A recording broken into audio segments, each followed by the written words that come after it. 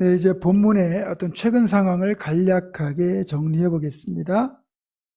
다윗이 블레셋의 최강의 용사 골리앗을 죽이고 그 전쟁을 승리로 이끌었습니다. 당연히 다윗은 이스라엘의 영웅이 되었고요.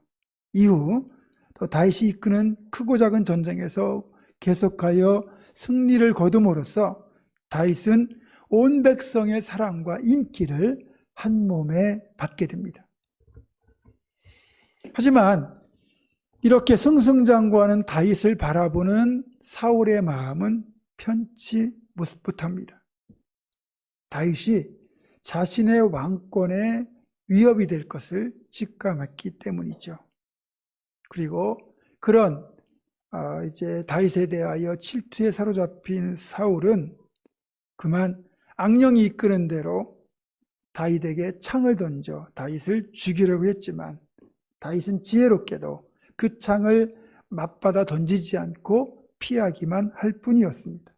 그랬더니 사울이 오히려 다윗을 두려워했고요. 성경은 그 이유를 하나님께서 그와 함께 계셨기 때문이다, 이렇게 분명히 말하고 있습니다. 자, 이런 모든 상황을 종합해 볼 때 그렇다면 사울은 이런 다윗의 모습을 보면서 분명 도전을 받아야 됩니다. 어떻게 하면 나도 다윗처럼 하나님을 기쁘시게 할까? 나아가 어떻게 하면 이 나라를 바르게 잘 다스릴 것인가? 이것이 그의 고민이 되어야 했는데 본문을 보면은 어떻게 하면 다윗을 효과적으로 제거할 수 있을까? 이런 고민만 하고 있습니다. 사울의 입장에서 보면 그만큼 다윗이라는 인물이 자신에게 커다란 위협으로 다가오고 있었다는 거죠. 우리가 볼 때는 다윗 같은 인물만 있다면, 주변에 그런 사람이 있다면 커다란 도움이 될 건데 왜 사울은 위협으로 느꼈을까요? 그것은 사울이 좋지 않은 것에 집착했기 때문입니다. 왕권, 탐욕, 명예, 인기, 이런 것들에 집착한 거죠. 그런데 여러분, 이 사람이 좋지 않은 것에 한번 집착하기 시작하잖아요. 그러면 그때부터는 그 어떤 일도 그보다 중요하고 급한 일은 없는 것처럼 느껴지게 됩니다. 그래서 사람이 어떤 일에 집착하게 되면 그 삶이라는, 개인적인 삶이라는 측면에서도 무척이나 부정적이지만 영적으로 보면 그게 또 하나의 우상 숭배와 마찬가지입니다. 왜 그럴까요? 집착이라는 것은요, 사람을 본질보다는 비본질에 매달리게 만듭니다. 그리고 정작 본인은 이 비본질이 본질이라고 착각하는 가운데 그 비본질을 끝까지 고집하는 상황이 발생하거든요. 결국 그런 인생이 불행한 인생이 될 수밖에 없어요. 실제로 이 사무엘서를 계속 읽어가다 보면 사울의 남은 인생이 다윗에게 부정적으로 집착해서 계속해서 다윗을 죽이려고 쫓아다니는 일들로 점철되어 있음을 발견하게 됩니다. 그래서 우리가 이런 불행한 인생을 피하려면 정말 조심해야 되는 것이 잘못된 집착, 감정에 사로잡히지 않는 겁니다. 만약 우리가 한 번이라도 잘못된 집착 때문에 잘못된 감정에 사로잡혀서 나쁜 행동을 시작하면 그때부터는 걷잡을 수 없이 그 감정에 빠져들어가 결국은 헤어나올 수가 없게 됩니다. 평생 비참하고 불행한 삶을 사는 거예요.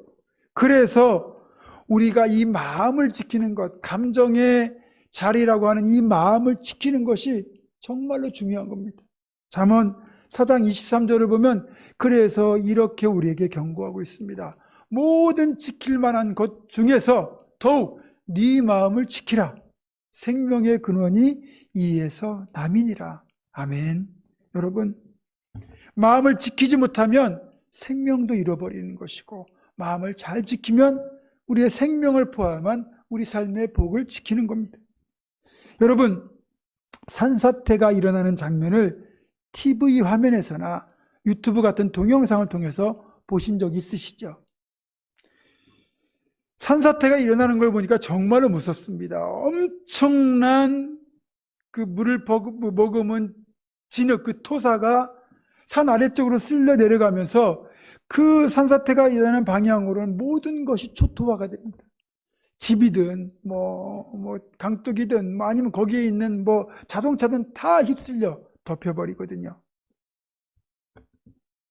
끔찍한 재앙이라고 할 수 있는데, 여러분, 산사태가 언제 일어납니까?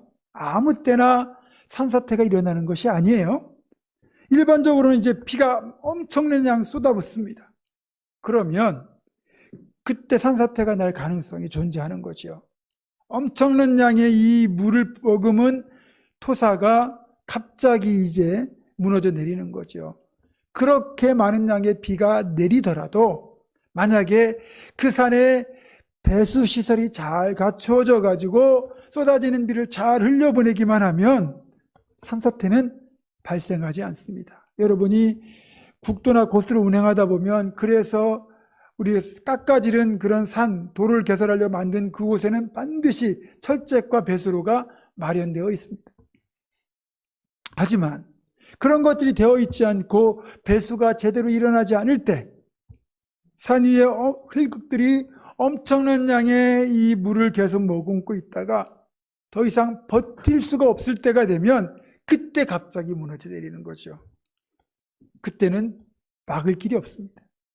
하지만 아무리 비가 많이 내려도 배수시설만 잘 갖추면 산사태는 발생하지 않는 거예요. 배수가 제대로 안 되고 제때제때 흘려보내지 않으니까 산사태가 발생하는 거죠. 결론적으로 보면 제대로 물을 흘려보내느냐, 제때 보내느냐, 보내지 못하느냐에 따라서 산사태의 여부가 결정이 된다는 거죠. 이건 신앙적인 면, 영적인 측면에서 똑같습니다. 우리 안에 계속해서 일어나는 부정적인 감정들이 있거든요. 분노, 시기, 질투, 탐욕 등의 이런 감정들을 그때그때 잘 처리하면 영적인 산사태가 일어나지 않아요. 하지만 이런 부정적인 감정들을 잘 처리하지 못하고 계속해서 내 안에 쌓아두고 방치하다 보면 어느 순간 영적으로 무너져 내리는 영적 산사태가 일어나고 마는 겁니다. 그때는 산만 무너지는 게 아니라 신앙까지도 무너져요.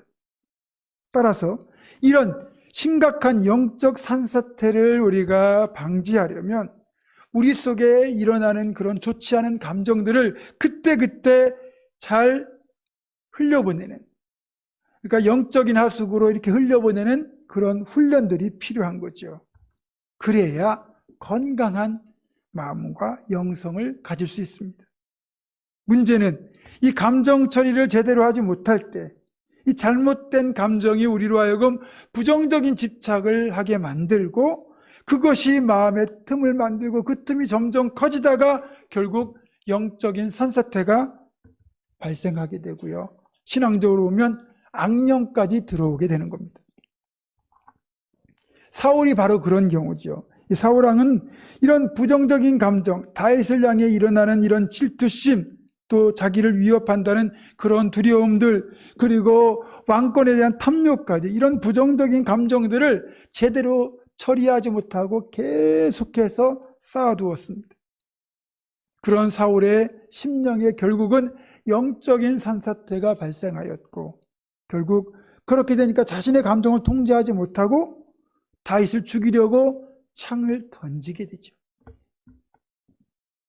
그리고 이어지는 내용을 보면 그것이 계속 실패하니까 이제는 다른 방식으로 다윗을 죽이려는 마음을 품게 됩니다. 사실 사울이 그렇게 부정적인 감정에 집착하여 악령에 사로잡혔고 그것 때문에 다윗에게 창을 던졌던 건 이런 집착, 산사태의 시작에 불과했어요. 계속해서 사울은 그것에 휘둘리고 말았습니다. 그리고는 그런 자신에게 맞대응하지 않고 지혜롭게 피하는 다윗과 또 그와 함께 하신 하나님이 있음을 보고는 다윗에 대하여 두려움의 감정을 또 품게 되죠. 그래서 생각을 바꿉니다. 자신의 잘못된 태도를 반성하는 게 아니라 자기가 직접 다윗을 죽이려고 하는 것이 아니라 다른 사람의 손을 써서 그렇게 다윗을 죽이는 꾀를 내게 됩니다. 제가 꾀라고 표현한 이유는 이건 하나님의 지혜가 아니라 사람의 지혜이기 때문입니다. 자, 보세요. 자신보다 이제는 백성들에게 더 많은 인기와 관심과 사랑을 받고 있는 다윗을 자신이 직접 죽이게 되면 다윗은 제거할 수 있을지 몰라도 그 후유증, 후폭풍은 감당하기 어려울 겁니다. 그러니까 내가 직접 손을 쓰는 게 아니라 다른 사람, 본문을 보면 블레셋 사람들의 손을 써서 다윗을 제거하자. 이게 사울이 낸 꾀, 계략이었던 거죠. 지금 사울은 자신이 직접 죽이지 않고 다른 사람의 손을 통해서 죽이면 그것은 살인이 아니다. 이렇게 생각하고 있습니다. 여러분, 내가 직접 죽이든 아니면 남의 손을 이용하여 죽이든 하나님 앞에는 똑같은 살인죄입니다. 심지어 예수님은 누군가를 향하여 그런 마음을 품으면 그것조차도 살인한 거라고 말씀하셨잖아요. 그리고 자기가 아무리 정말 기가 막힌 계략을 써서 자기 손에 피 하나 안 묻히고 남을 통해서 감쪽같이 자기 목적을 달성했다 하더라도 여러분, 하나님은 다 보고 계시고 다 알고 계시거든요. 하나님 앞에 어떻게 죄를 감출 수가 있겠습니까?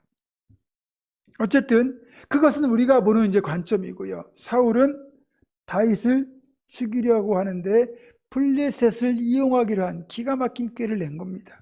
왜냐하면 블레셋 입장에서는 다윗을 반드시 제거해야 되거든요. 자기들의 영웅인 골리앗을 제거한 원흉이기도 하거니와 다윗이 가는 곳마다 블레셋을 이기기 때문에 블레셋 입장에서는 다윗이 철천지 원수가 되어 있는 겁니다. 어떤 일이 있어도 다윗을 제거해야만 블레셋의 안위에 위협이 안 되니까 만약에 다윗이 전쟁터에 나온다 그러면 블레셋은 어떻게 해서라도 다윗을 제거하려고 할 겁니다. 그러니까 사울은 그렇게 블레셋 사람들의 포피 100개를 원한다는 이 기가 막힌 계략으로 다윗을 효과적으로 제거하려고 하는 거죠. 사람이요, 이상하게도 좋은 일에는 머리가 잘 안 돌아가도 악한 일에는 머리가 기가 막히게 잘 돌아갑니다. 그러나 아무리 사람의 지혜가 뛰어나도 하나님의 어리석음에는 조금도 미치지 못합니다. 그리고 하나님이 지켜주시려고 마음먹으면 아무리 악한 꾀를 쓰고 완벽한 계략을 세워도 절대로 하나님의 사람의 머리털 끝 하나도 다칠 수가 없습니다. 어쨌든 이제 사울은 17절을 보니까 이런 계략을 실행하기 위해서 다윗에게 한 가지 제안을 하는데 그게 뭐냐면 자기의 딸을 주어 사위로 삼겠다는 제안입니다.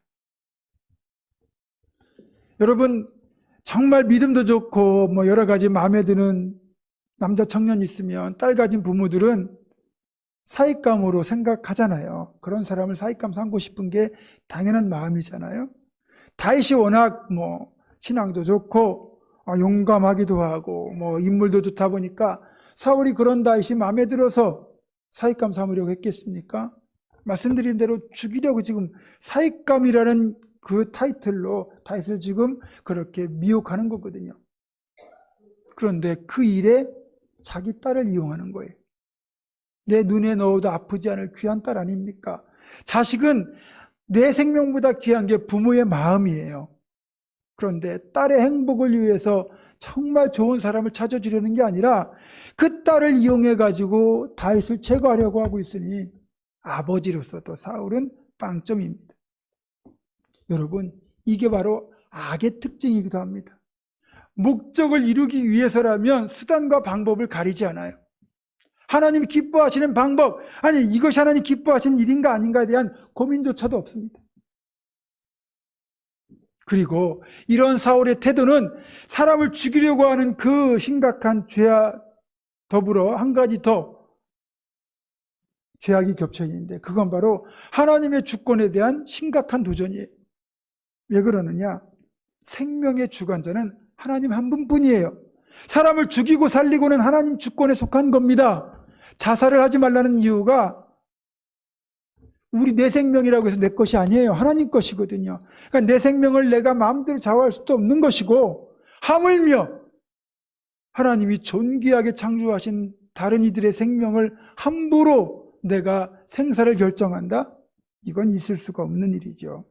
그래서 우리는 철저히 모든 영역에서 하나님의 주권을 인정하고 우리의 삶을 하나님이 다스리시도록 내 삶의 전 영역을 하나님께 내어드리는 것, 이게 필요하고, 이렇게 하는 것이 진짜 신앙입니다. 여러분, 하나님이 하나님 되심을 내가 인정할 때 하나님도 나를 인정해 주시는 거예요. 사울의 이런 계략, 그러니까 아버지의 이런 계략을 사울의 큰딸 메랍은 눈치를 챈 것 같아요. 그러니까 아버지에게 미움을 받아 죽게 될 다윗에게 시집갈 마음이 조금도 없습니다. 그래서 재빨리 다른 사람, 무올라 사람 아드리엘이라고 하는 사람에게 시집을 가버립니다. 사울의 계략이 여기서 어긋나 버려요. 근데 누가 얘기를 합니다. 당신 작은 딸 미갈이 다윗을 굉장히 좋아한다. 딸이 시집을 안 가겠다고 버티면 방법이 없는데 이 미갈이 다윗을 좋아한다는 사실을 듣고 그 계략을 다시 실행하기로 맘먹은 거죠. 그리고는 이제 요구 조건을 다시 내거는 게 뭐냐면 블레셋 사람들의 포피 100개, 그것을 가져오는 조건을 내겁니다. 그러자 다윗을 아꼈던 누군가가 다윗에게 넌지시 이것이 당신을 죽이려는 사울의 계략이다, 이걸 알려주죠. 그런데 다윗은 뜻밖의 반응을 보입니다. 23절입니다. 다윗이 이르되 왕의 사이 되는 것을 너희는 적은 일로 보느냐? 나는 가난하고 천한 사람이라. 여기 나는 가난하고 천한 사람이라는 이 말은 다윗이 여전히 겸손함을 유지하고 있었음을 잘 보여줍니다. 다윗이요 골리앗을 물리친 뒤부터는 다윗의 인생이 달라졌어요. 더 이상 시골 촌구석에 이름 없는 목동이 아닙니다. 이스라엘의 영웅입니다. 그는 가는 곳마다 승리하여 전쟁을 그렇게 이스라엘에게 승리로 이끌었고, 그 후로부터는 어딜 가든지 다윗을 사람들이 알아보는 영웅이 되어 있었고, 그에게는 이스라엘을 블레셋에게서 건진 구국의 영웅이라는 수식어가 항상 따라다녔어요. 게다가 직위도 올라갔습니다. 5절에 보면 사울이 그를 군대의 장으로 삼았더니라고 기록하고 있고, 13절에는 그를 천부장으로 삼음해라고 기록되어 있습니다. 이걸 보면 다윗이 그렇게 말단 지휘관에서부터 시작해가지고 이제는 상당히 높은 수준의 그런 지휘관이 되어 있음을 보게 되거든요. 아직 20대 초반의 젊은입니다. 말씀드린 것처럼 시골 목동 출신의 그런 20대 초반의 젊은이가 이 정도 지위에 올라간다는 것은 결코 흔한 일이 아닙니다. 꽤 높이 출세한 거죠. 그런데 다윗은 그렇게 시간이 흘러 높은 지위에 올라갔음에도 불구하고 한 번도 자신의 공로를 자랑하거나 그의 출세를 뻐기거나 명예를 우쭐대지 않았습니다. 또한 자신의 자리에 집착하지도 않았어요. 그가 점점 더 존귀케 되었지만 그는 결코 겸손함을 잃지 않았어요. 그 비결이 있습니다. 그건 바로 자기가 나는 가난하고 천한 사람이라는 이 말처럼 자신이 가난하고 천한 목동 출신이었음을 늘 기억하고 있었기 때문에 그의 겸손함을 잃지 않았던 겁니다. 어느 날 왕이 나라를 순시하다가 어느 시골 마을을 지나는데 어떤 목동이 양과 염소를 아주 잘 지혜롭게 그렇게 치는 것을 보았습니다. 목동이 일을 참 잘하는 것을 보고 그 목동을 데려다가 왕궁에서 먹이고 가르치면서 교육을 시켰습니다. 그리고 이제 관리로 삼았습니다. 그런데 왕의 기대에 어긋나지 않게 이 목동 출신이 정말 자기 일들을 감당하면서 점점 더 높이 올라가서 드디어는 그 나라의 재무대신이 되었습니다. 이렇게 승승장구하는 이 재무대신을 보면서 이제 그를 시기하는 정적들이 있잖아요. 그래서 어떻게든 끌어내리려고 모함을 하려고 했지만 워낙 성품이 강직하고 깨끗하니까 트집 잡을 게 없는 겁니다. 근데 한 가지 제보가 들어왔습니다. 매일 밤마다 창고에 들어갔다 나온다라는 제보였습니다. 대적들이 생각했죠. 분명히 그 창고에 왕궁의 보물을 빼돌리고 있는 거다. 그래서 그 사실을 왕에게 보고했습니다. 왕도 자기가 그렇게 믿고 이렇게까지 높여준 그 제모 대신의 배신이 너무 괘씸해가지고 그 창고를 급습했습니다. 근데요, 정작 그 제모 대신이 들어갔던 창고 속에는 아무것도 없고 목동의 헌 옷과 신발만 있는 겁니다. 왕이 너무너무 당황하고 깜짝 놀라가지고 제모 대신에게 물었죠. 이게 뭐냐? 왕이시여, 왕께서 저를 귀히 여겨주셨고 제모 대신까지 삼아주셨는데 저라고 왜 제물에 대한 유혹이 없겠습니까? 그런 마음이 들 때마다 저는 이곳에서 왕께서 처음 저를 그렇게 부르셨던 그때 입었던 목동의 옷과 신발을 보면서 제 마음을 다시 다스립니다.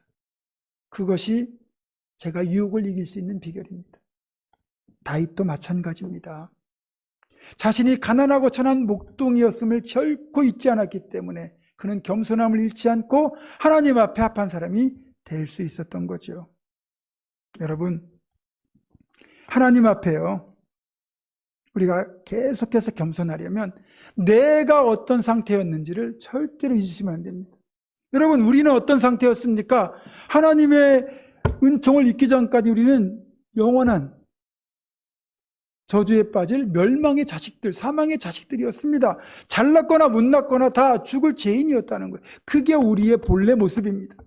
그런 우리를 하나님이 아들을 내어주시고 아들께서 십자가의 생명을 내어주셔서 구원하여 주셨는데 뭐 그리 교만할 게 있고 우쭐낼 게 있겠습니까? 나 같은 죄인 살리시니 평생 우리의 고백이 되어야죠. 여러분, 하나님 앞에 교만은 큰 죄가 됩니다. 내가 좀 더 가졌다고, 내가 좀 더 배웠다고, 내가 좀 더 뛰어나다고 남들을 무시하는 건 하나님 앞에 죄가 됩니다. 여러분, 그래서 하나님 앞에 이 교만은 굉장히 우리가 살인죄만큼이나 조심해야 될 큰 죄악인데, 이스라엘 그 역사 후반부에 비교적 선한 통치를 해서 하나님께 인정받았던 왕이 바로 히스기야잖아요. 그 히스기야 왕이 한 번은 죽을 병이 들어서 하나님 앞에 눈물로 간구했더니 하나님이 15년을 더 살게 해주셨잖아요. 그때만 해도요, 이 히스기야는 하나님 주신 축복이요 극에 달아가지고 부귀와 영화가 정말 대단했습니다. 근데 이제 그러다 죽게 되었다가 기적적으로 회복이 됐잖아요. 그의 회복을 축하하기 위해서 저 멀리 바벨론에서 축하사절이 찾아왔습니다. 히스기야는 자기의 기도가 응답받고 병고침 받은 것도 기뻐 죽겠는데 먼 나라에 자기를 축하하겠다고 이렇게 사절이 찾아왔으니까 그만 이 방심해가지고 그 바벨론의 축하사절에게 왕궁의 모든 걸 다 보여줍니다. 심지어는 왕궁의 보물창고와 무기고까지, 우리 말하면 국방부까지 다 보여준 거예요. 그때 하나님이 이사야를 보내서 히스기야에게 이렇게 꾸짖으셨습니다.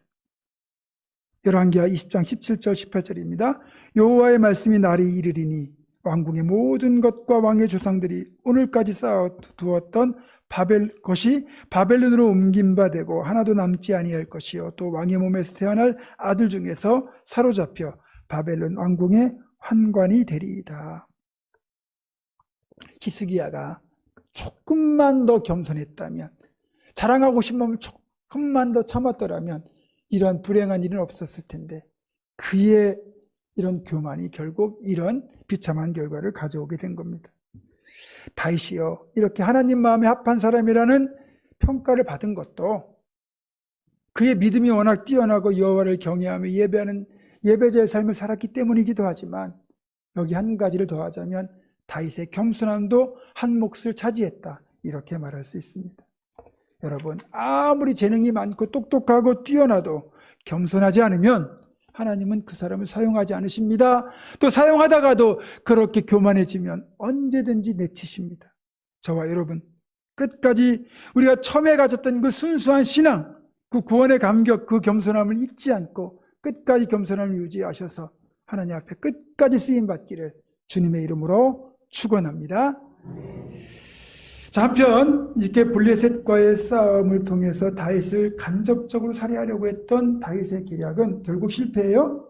블레셋 사람의 부피 100개를 완다는 그 사울의 말에 다윗이 아예 200개를 가져옴으로써 더 이상 사울이 음흉한 계략을 펼치지 못하도록 원천봉쇄해버리고 맙니다.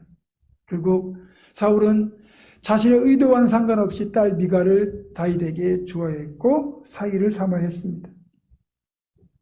사울은 이렇게 자신의 계략이 자꾸만 실패하고 또 다윗이 하는 일들은 계속 성공하는 것을 보면서 그 배후에 하나님께서 역사하시고 계심을 다시금 깨닫습니다.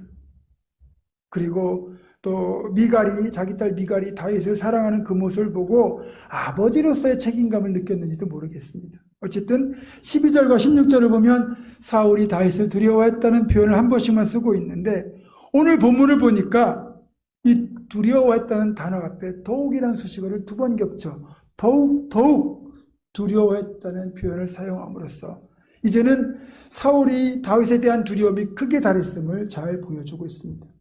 여기서 우리는 하나님이 우리와 함께 하시고 우리를 지켜주실 때 어떤 일이 일어나는지를 분명히 확인할 수 있습니다. 사울이 아무리 다윗을 해치려 하고 죽이려 했지만 해칠 수도 없었고 오히려 점점 더 다윗을 두려워했던 것처럼 세상이 아무리 우리를 위협하고 우리를 넘어뜨리려고 한다 하더라도 하나님께서 우리와 함께 계시면 세상은 감히 우리를 해치지 못합니다. 그래서 우리는 든든하고 우리는 안전합니다. 이날 이후 다윗은 계속해서 많은 고비들을 만나게 됩니다. 하지만 그때마다 하나님은 다윗은 하나님의 도우심, 그 지키심으로 수많은 죽음의 고비들을 무사히 넘기고 안전할 수 있었는데 그런 자신의 경험을 시편 23편 4절에서 이렇게 간증합니다. 내가 사망의 음침한 골짜기를 다닐지라도 해를 두려워하지 않을 것은 주께서 나와 함께 하심이라. 주의 지팡이와 막대기가 나를 안위하시나이다. 아멘. 다윗은 이렇게 하나님의 보호하심을 온몸으로 체험했던 산 증인이었습니다. 물론 그가 아무리 용맹하고 지혜로웠다 할지라도 하나님이 보호하지 않았다면 그는 결코 생명을 연장할 수도 없었고 왕위에 오를 수도 없었음을 그는 알고 있었던 거죠. 반면에 사울은 자신이 동원할 수 있는 온갖 계략과 방법을 동원했어도 결국 다윗을 제거하지 못했습니다. 그리고 30절은 블레셋과의 싸움이 일어날 때마다 다윗이 다른 장수들보다 더 지혜롭게 행했다고 말씀하고 있으면서 30절 마지막을 보면 그의 이름이 심히 귀하게 되니라 라고 말하고 있습니다. 결국 이 표현은 다윗처럼 하나님과 동행하는 사람들, 그 믿음의 사람들이 얻게 될 성공과 영광이 어떠할지를 암시하는 말입니다. 하나님이 우리와 함께 계시면, 우리가 하나님과 동행하면 결국 우리의 마지막도 그렇게 심히 더 귀하게 될 것입니다. 말씀을 정리합니다. 사울의 날카로운 창과 교묘한 계략이 실패하게 된 배후에는 여전히 하나님의 보호하심이 있었습니다. 또 다윗이 지혜롭게 행할 수 있었던 비결, 그래서 사울이 다윗을 더욱더욱 두려워할 수밖에 없었던 그 배후에는 하나님이 다윗과 함께 계셨기 때문입니다. 사랑하는 성도 여러분, 우리가 세상에서도 그렇고 신앙의 세계에서도 성공하기를 원한다면 다윗처럼 하나님을 경외하는 일에 힘써야 합니다. 그러면 하나님이 우리와 함께 하실 것이고 세상은 그런 우리를 더욱더욱 두려워할 것이며 우리는 더욱더 존귀하게 될 것입니다. 그리하여 하나님께서 나와 함께 하셨다라는 이 다윗의 고백이 이제는 우리 모두의 간증으로 바뀌는 놀라운 축복의 주인공 되기를 주님의 이름으로 축원합니다. 기도하겠습니다. 하나님을 경외하는 자에게 임마누엘로 함께 하시는 참 좋으신 아버지 하나님, 우리가 어딜 가든지 무엇을 하든지 하나님께서 우리와 함께 하심을 통하여 정말로 지혜롭게 행하고 존귀케 되는 축복의 주인공, 대적들이 우리를 더욱더욱 두려워하는 하나님의 사람으로 살아갈 수 있도록 인도하여 주시옵소서. 우리 주 예수 그리스도의 이름으로 기도드립니다. 아멘.